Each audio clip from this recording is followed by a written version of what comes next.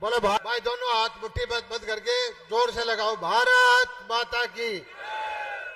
भाई एक तो जितने मेरे वक्ता हैं सम्मानित, या हमारे स्टाफ का जोश देख करके पूर्णिया के बूढ़ा आदमी 2 किलोमीटर पैदल चला दिया, 4 दिया। तीसरी बार प्रधानमंत्री बनाओगे तो ये बाजरा 5,000 रुपए बिकेगा। तारा मंजूर है, बिकेगा कि नहीं बिकेगा, भरोसा है? भावांतर दे देंगे।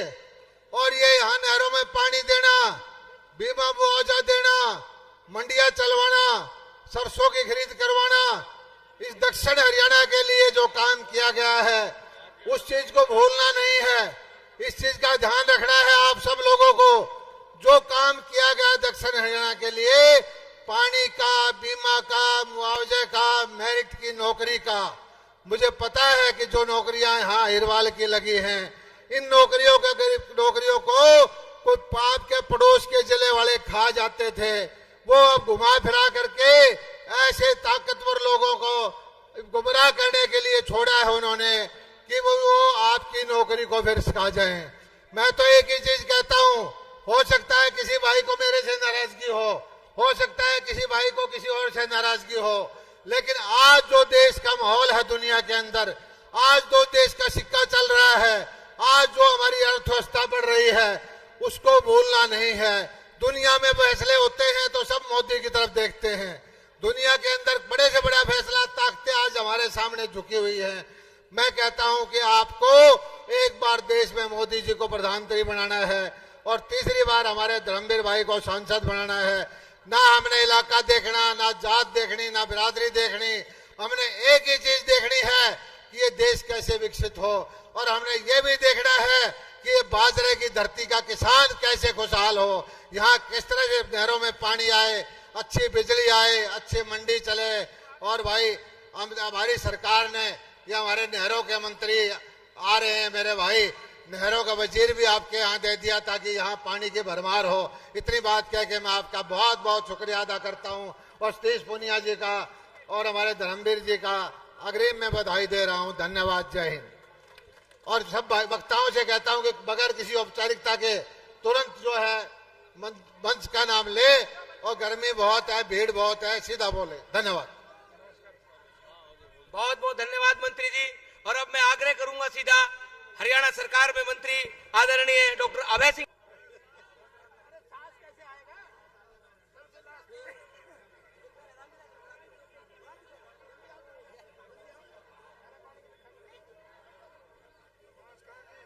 नेता ऐसे आदरणीय रामविलास जी से मैं आग्रह करूंगा कि अपनी बात रखें। आदरणीय रामविलास जी।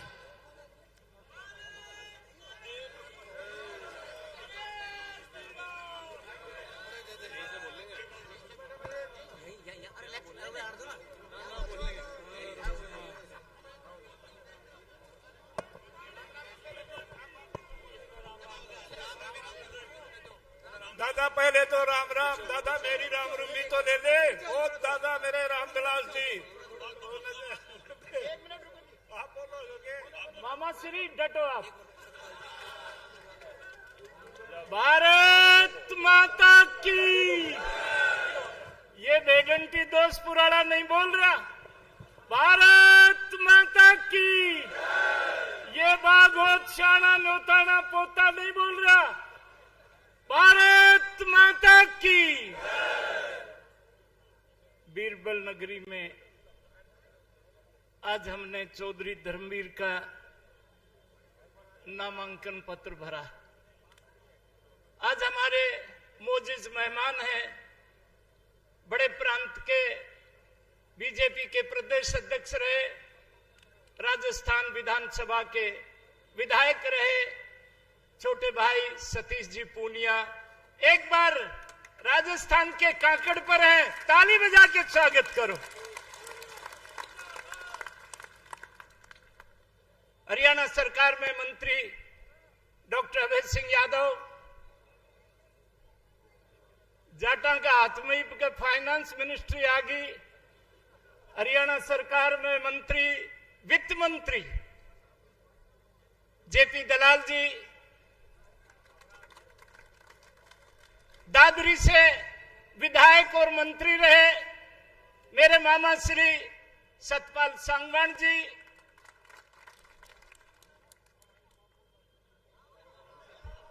हाँ वो तो नहीं, हाँ भाई चौधरी बंसीलाल की सरकार में हम एक थे भाई। मामाड़ा रिश्ता ऐसा है जो बदला नहीं जा सकता।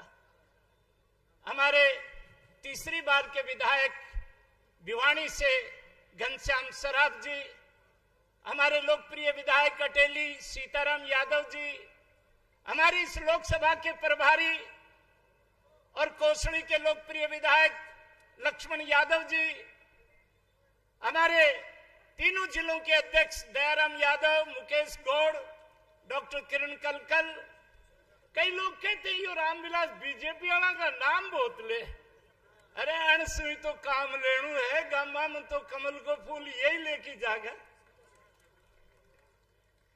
15 मंडल है। सतीश जी पूनिया इस जिले में 15 के 15 मंडल अध्यक्ष यहां पर उपस्थित हैं। या जिले में यह बीजेपी का जिला है, या जिला परिषद में बीजेपी का चेयरमैन है डॉक्टर राकेश कुमार, या बीजेपी के बीडीसी चेयर। ये मेरी सरदारी, मैं तो 500 साल टेंट में बिठा के रखा, टेंट में बिठा के रखा। 22 जनवरी को नरेंद्र भाई मोदी ने 11 दिन नारियल के पानी पर रहा और साष्टांग प्रणाम करके राम लला को भव्य और दिव्य मंदिर में विराजा कि नहीं विराजा?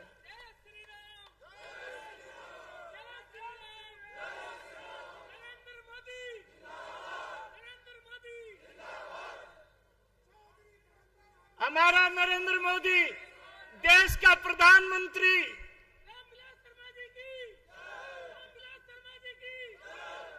हमारा नरेंद्र मोदी कृष्ण कन्हैया ने, वासुदेव यादव, कृष्ण कन्हैया ने कंस को मार करके मथुरा को पाप से मुक्त करके द्वारका नगरी बसाई। और द्वारका नगरी आज समुद्र में है। वारे नरेंद्र मोदी मोर का पंख ले गए, समुद्र में पूजा करके आए। यो इटालियन, ये इटली वाले भाणजोर भाणजी हमारी इस बात का मजाक उड़ाते हैं। अरे ये हिंदुस्तान है। हम लंका को जला के राख कर दिया करते हैं जब हमारी जानका का अपहरण हुआ करता है। जब द्रौपदी का चीरहरण होता है तब हम कुरुक्षेत्र में द्रौपदी के केस धोया करते हैं। ये भारत, ये रामकृष्ण की संतान, मैं अधिक न कहते हुए, ये धर्म युद्ध है। धर्मवीर जी के निशान पर कमल के फूल के सामने का जो बटन दबेगा वो राम लला के चरणों में जाएगा।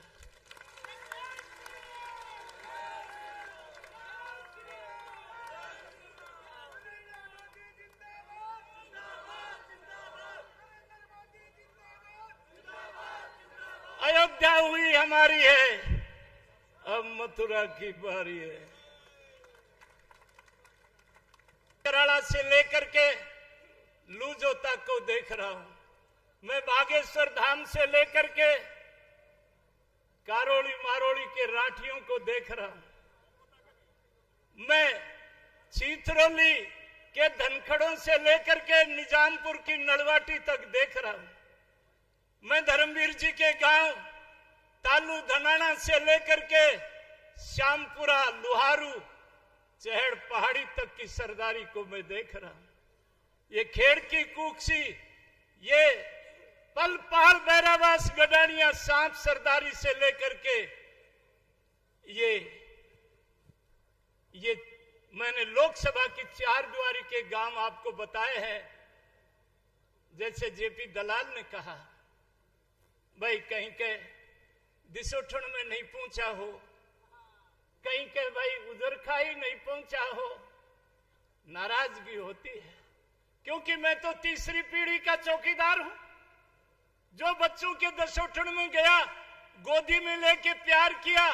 अब वो बच्चा जब घोड़ी पर चढ़ा, उन्होंने वो फोटो मेरे सामने रख दी। मेरे से बड़ा सौभाग्यशाली आदमी कौन हो सकता है?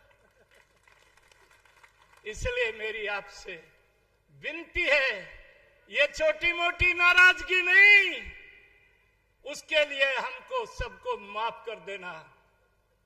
परंतु पूरी दुनिया देखेगी कि ये देश राम और कृष्ण की संतान है या राम का एफिडेविट देने वाले। लोकसभा में सुप्रीम कोर्ट में एफिडेविट दे दिया। अरे लंका में हनुमान जी को भी जब जानकी का पता लगाने गए तो एक लंकनी बोला, आज मोटा बांदर आ गया, मेरा भरपेट भोजन आ गया। हनुमान जी 3 दिन को भूखो, मारो मुख को। लंकनी ने भी आशीर्वाद दिया था, पर विसी नगर कीजे सब काजा, हृदय राख ही कौशलपुर राजा। इन्हीं शब्दों के साथ मैं हमारे मेहमान मौजूद सतीश पूनिया का आप अच्छी तरह से विचार कर लेना। ये आदमियों की लड़ाई नहीं है, ये उम्मीदवारों की लड़ाई नहीं है, ये भारत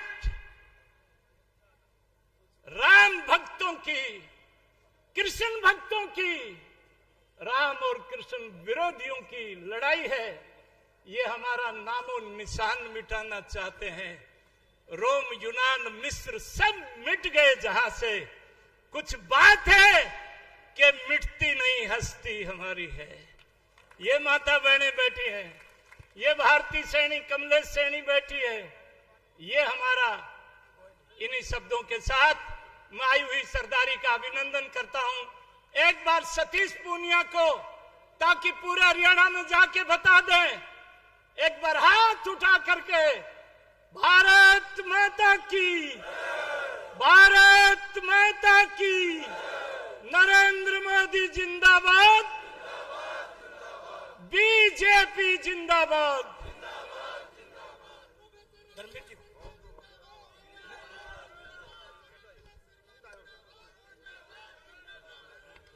अब मैं बुलाता हूं।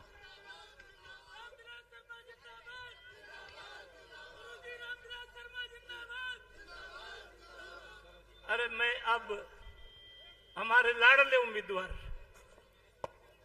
यो धर्मवीर ऐसा आदमी है अपने में जिसके गैल ने एक्स कदे लग गए नहीं।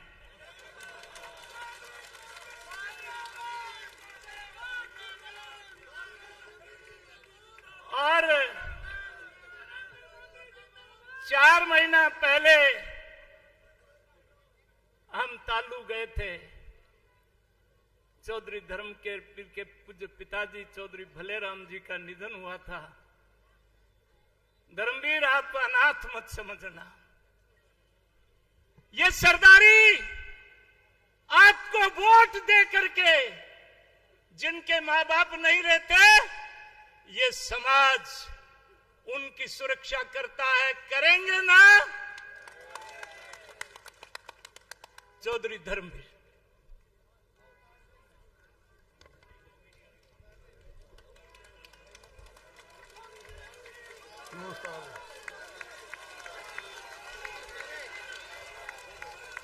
बहुत ही आदर और मान के योग्य अभी जिनके विचार आपने सुने, माननीय रामविलास शर्मा जी, हमारे प्रभारी सतीश पूनिया जी, हमारे मंत्री डॉक्टर अभय सिंह यादव जी, भाई जयप्रकाश दलाल जी, हमारे सभी विधायक डॉक्टर एडीओ ओम प्रकाश जी, भाई सीताराम जी, घनश्याम जी, पूर्व डिप्टी स्पीकर बहन संतोष यादव जी, पूर्व मंत्री सतपाल सांगवान जी, शशि परमार जी, ठाकुर वीर सिंह जी और हमारे जो यहाँ के इंचार्ज हैं माननीय लक्ष्मण यादव जी, सबके नाम लोगे तो फिर बहुत समय लगेगा, क्योंकि काफी टाइम से, क्योंकि ये जो हमने फार्म भरना था उस फार्म भरने का समय दिया था 10 बजे और सम्मानित मंच और यहां पर उपस्थित साथियों, माताओं, बहनों और बच्चों, आप लोग जितने यहां बैठे हो इससे 3 गुना ज्यादा बाहर हैं, क्योंकि पंडाल शायद ये छोटा लगा पाए, जगह की शायद इनको बाहर कोई इजाजत नहीं मिली। देखिए ये जो मेरे सामने बैठे हैं, इनमें और पैंट कमीज पहनने वालों में बहुत फर्क है, बहुत फर्क है। कुछ एक आदमी एयर कंडीशन में रहते हैं, वो पसीना 1 मिनट भी सहन नहीं कर सकते, उनके लिए अगर कोई मीटिंग होगी तो एयर कंडीशन में होती है। लेकिन आप लोग एक एक कार्यकर्ता, जो भारतीय जनता पार्टी जिसकी पहचान करती है और ये एक संगठन की पार्टी है। मलिक साहब आप क्यों चल पड़े? आओ आओ, कृष्ण वापस बैठो यार, यूं कैसे जाओगे? क्योंकि हमारा जिला परिषद के तीनों चेयरपर्सन यहीं पर हैं और मेरे से पहले बोलने वाला ने सभी का नाम ले दिया था, इसलिए मैं माफी चाहूंगा कि मैं सबका नाम नहीं ले पाया, क्योंकि समय ज्यादा लग जाएगा। देखिए एक वो लोग भी हैं जो बहुत, आपने देखा होगा जब ये देश आजाद हुआ 1947 में, हमारे से बाद में आजादी मिली चाइना को, अच्छा मजबूत नेतृत्व तो उनको मिला, चीन, अमेरिका और रूस को भी क्रॉस करके आगे चला गया, लेकिन हिंदुस्तान फिर पीछे रहा। उसका मुख्य कारण यही था कि हमारा नेतृत्व कहीं न कहीं कमजोर था। बहुत अरसे के बाद नरेंद्र मोदी जी ने जब देश की कमान संभाली, आप देखिए आंकड़ों से आपको पता चल जाएगा, आने के बाद सबसे पहले उन्होंने नोटबंदी करी और नोटबंदी के लिए केवल 2 नंबर के जो नोट थे, जिसके पास आम आदमी के पास 1 नंबर का पैसा था, लेकिन 2 नंबर वालों ने बहुत चिल्लाए, बहुतों ने तो पानी में, समुद्र में पैसा फेंक दिया और बाकियों को कहा कि मेरे तो आधे में बदलवा दे, आधे तू रख लेना। ये था प्रधानमंत्री जी का नोटबंदी। उसके बाद एक जीएसटी लगाई, टैक्स के नाम से बहुत बड़ी कंपनियां इस देश को लूटती थी, क्योंकि अलग अलग टैक्स के नाम थे। उदाहरण के तौर पर हम इस सीताराम धर्मशाला के अगर 4 गेट खोल दें, कौन आया, कौन गया, कौन लेके गया, कौन खा के गया, कौन सामान कितना निकाल के ले गया, पता नहीं चलता था। जब एक गेट होगा, एक जीएसटी होगी, तो पता लग जाता है कि टैक्स की चोरी कौन कर रहा है। और आप हैरान रह जाओगे, 2013 का कांग्रेस का बजट, जो सारा देश का पैसा इकट्ठा होता था, खजाने में जो जमा होता था, केवल 18 लाख करोड़ रुपया सालाना था, 18 लाख करोड़ रुपया। और आज जीएसटी का प्रबंध करने पर 49 लाख करोड़ रुपया इकट्ठा हो जाता है एक साल में, 49 लाख करोड़ रुपया। ये पैसा कहां गया आप अंदाजा लगा सकते हो। देश में तकरीबन 2.5 लाख फर्जी कंपनियां पकड़ी गई, 2.5 लाख फर्जी कंपनियां, क्योंकि ऑनलाइन हो गया बैंक का, आधार कार्ड से जोड़ दिया। और वो फर्जी कंपनियां क्या करती थी, केवल हिंदुस्तान की नहीं, आपको यूपी में मिलेंगी, बिहार में मिलेंगी, हरियाणा में मिलेंगी, सब जगह कंपनियां मिलेंगी। और उन कंपनियों के मालिक कौन कौन हैं, धीरे धीरे जब ऑनलाइन होके ऊपर आएगा तो आप हैरान रह जाओगे देख के कि ये नामबीन में हो सकते हैं। इसीलिए कांग्रेस के बहुत नेता इस आस लगाए बैठे हैं कि अगर हमारी सरकार बन गई तो हम दोबारा उसी पैसे को, इसको दोबारा जीएसटी को बंद कर देंगे। दोबारा 370 को खत्म कर देंगे। ईमानदारी से बताओ, जम्मू कश्मीर जिसकी 370 की आप बात करते हो, 370 से पहले माननीय अमित शाह जी ने पिछली लोकसभा सेशन में जब कांग्रेस के और नेशनल कॉन्फ्रेंस के सांसद 370 का विरोध कर रहे थे, उन्होंने एक सफेद पत्र जारी किया। मेरा देखिए 370 से पहले कश्मीर क्या था। सन 1952 से पहले सारी की सारी जमीन हिंदुओं के नाम थी। सन 52 से पहले सारी जमीन हिंदुओं की, और आज 1 इंच जमीन भी हिंदू के नाम नहीं छोड़ी, क्योंकि वहां का मुख्यमंत्री अपने आप को प्रधानमंत्री कहलाता है। दिल्ली से इजाजत लेने की जरूरत नहीं, डीसी हो, तहसीलदार हो, पटवारी उनके हाथ में थे, अब उनको खतरा है। इसीलिए कहते हैं कि 370 हम दोबारा लगाएंगे। कौन लगाने देगा 370? आप याद करिए, जब भारत से पाकिस्तान अलग हुआ, बहुत बड़ी आबादी इधर से उधर आई, और जब पाकिस्तान से हिंदू इधर आया तो कितनी मारकाट हुई थी। उसके बावजूद भी पाकिस्तान में 23% आबादी हिंदुओं की बची हुई थी, हिंदुओं की। आज पता है कितनी है? केवल 1.5%, केवल 1.5%। और जब भारत सरकार ने कहा कि हम CAA का एक नया कानून लेके आएंगे जिसका विरोध कांग्रेस और TMC ये सारी पार्टियां कर रही हैं कि हम CAA को लागू नहीं होने देंगे। क्या है ये CAA? केवल ये है कि उन देशों में जो मुस्लिम देश हैं, वहां से जो आबादी हिंदुस्तान में जिन्होंने यहां आके शरण ली है, हम उनको यहां पर रहने का अधिकार देंगे। सिर्फ इतना है। वो कहते हैं कि इनको अधिकार क्यों दोगे, दूसरों को भी लेके आओ। अरे तुम में से जाके देख लो। अब ईमानदारी से देखो, ये जो बड़े लोग हैं क्या काम करते हैं। कश्मीर की सारी जमीन केवल 2 परिवारों के नाम चली गई, शेख अब्दुल्ला और मुफ्ती मोहम्मद सैयद के नाम पर। हमारे यहां पर भी जो गरीब मुस्लिम है हिंदुस्तान में, वो BC और OBC में शामिल है, चाहे वो मेव है या यहां पर लुहार है, तेली है, धोबी है। और ये क्या करते हैं, इनकी सरकार है कर्नाटक के अंदर। कर्नाटक की सरकार ने आज से 12 दिन पहले एक फैसला कर लिया कि BC OBC जो रिजर्वेशन लेता है उनमें सारा का सारा मुस्लिम डाल दिया। 18 करोड़ आदमी अगर इसकी सरकार इनकी देश में बने तो ये जो गरीब BC OBC वो कहां जाएगा। ये बात करते केवल वोट लेने के लिए। दूसरी तरफ नरेंद्र मोदी जी का एक सपना देखिए कि मैंने हर गरीब किसान को, मजदूर को, BC को, OBC को, SC को, सबको साथ लेके आगे चलना है। इसीलिए आप 10 साल से प्रधानमंत्री जी की कैबिनेट देखिए। हम खुशकिस्मत हैं दक्षिणी हरियाणा के लोग, हम बहुत खुशकिस्मत हैं। छोटा सा दक्षिणी हरियाणा जिसमें जिले केवल फरीदाबाद, गुड़गांव और महेंद्रगढ़। हमें 3 OBC के मंत्री मिले हैं, 3। कहीं राव इंद्रजीत हैं तो कहीं कृष्णपाल गुर्जर हैं तो कहीं भूपेंद्र यादव हैं। इतना बड़ा प्रतिनिधि तो आज तक किसी प्रधानमंत्री ने नहीं दिया। और उन्हीं की वजह से जब हरियाणा की सरकार बनी तो मैं हरियाणा सरकार के नायब सैनिक को भी बहुत बधाई देता हूं। हमें खजाने का मंत्री भी इसी लोकसभा में दिया, नहर का पानी का भी हमें यहीं दिया डॉक्टर अभय सिंह को, और पीने का पानी और सड़क का भी डॉक्टर बनवारी लाल जी को यहीं बना के दिया।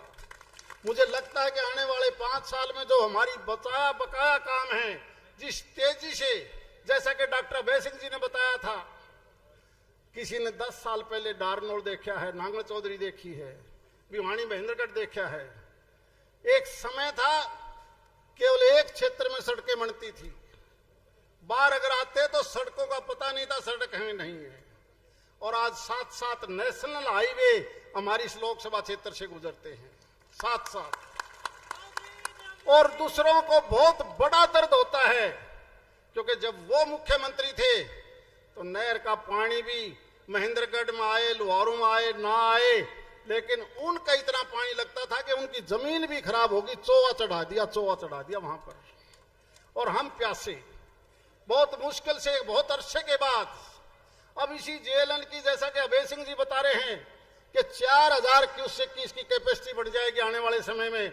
दुगुना पानी तो आपने अभी दे दिया, और यही पानी आने वाले 6 महीने के बाद 3 गुना पानी हो जाएगा हमारे क्षेत्र में। और उसके बाद जो वाटर पानी खत्म हो रहा था, देखना चाहे वो नांगल चौधरी हो, चाहे सतनाली हो या अटेली हो, केवल पीने का पानी नहीं, यहां पर भी खेती लहलाएगी।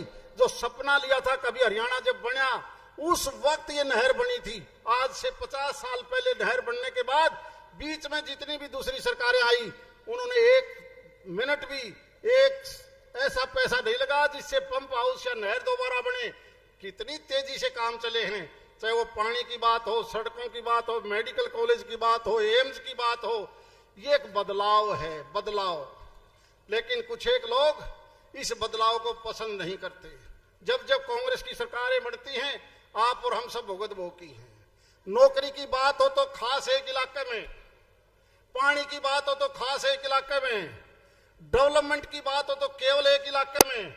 और आज सारे प्रदेश में जितना अंबाड़े में काम है उतना पलवल में होता है, जितना नांगल चौधरी में है उतना सिरसे में होता है। ये होता है सबका साथ सबका विकास, यही तो है। इसलिए ये चुनाव, लोग कुछ कहते रहे, ये पहली भारतीय जनता पार्टी है जो संगठन की पार्टी है। कांग्रेस पार्टी संगठन की पार्टी कभी नहीं रही। कांग्रेस तो केवल ठोड़ेदारों की, ठेकेदारों की पार्टी रही है। और इसीलिए वो ठेकेदार सारा जब अपने समय में सारा पैसा कमा लेते हैं, अपने आदमियों को प्रमोट कर देते हैं कि तू कितना ही पैसा कमा ले, जब चुनाव आओ तो मेरी मदद कर देना। लेकिन आम गरीब आदमी कहां जाएगा, गरीब कहां जाएगा? इसीलिए वो बड़े पैसे वाले लोग बड़ी बड़ी एजेंसियां रखेंगे, बड़ी बड़ी कंपनियां रखेंगे, बड़े बड़े तेल के कारखाने होंगे, क्योंकि उनका तो घर के तो सारा सौदा। एक एक गाड़ी को जब वो भेजते हैं तो पहले कह देते हैं तेरी गाड़ी का नंबर लिखवा देना, 10,000 रुपए डेली ले लेना मेरे से। और बाद में झगड़ा पड़ता है कि तू मानस तो 3 लेके आया, रुपये मेरे पास 10,000 ले गया। और एक आप लोग बैठे हो जो केवल अपना पैसा फूक के आए हो। ये वर्कर केवल देश की सोचता है, और वो वर्कर देश की नहीं। लेकिन ये ईमान बिकता नहीं।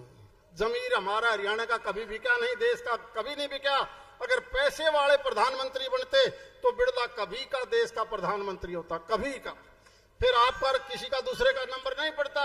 यही एक भारतीय जनता पार्टी संगठन की पार्टी है, जिसका एक निर्णय है कि हमने सारे देश को आगे बढ़ाना है। और क्योंकि हमारे 3-4 काम जो अधूरे रहे हैं, अधूरे कहूंगा मैं, क्योंकि कुछ एक कनेक्टिविटी बाकी है जो अप्रूव्ड तो हो चुकी है, चाहे वो हिसार से रिवाड़ी का नेशनल हाईवे हो, चाहे वो राजगढ़ वाला नेशनल हाईवे हो, चाहे वो हमारी एयरपोर्ट से मिलने वाली कनेक्टिविटी हो, पास सारे हो चुके हैं। इसके बाद हमारा काम होगा आने वाले 6-8 महीने के बाद कि बड़े उद्योग यहां पर लगे। क्योंकि गुड़गांव और दिल्ली में जाओगे तो 40-40 करोड़ का एक एकड़ है।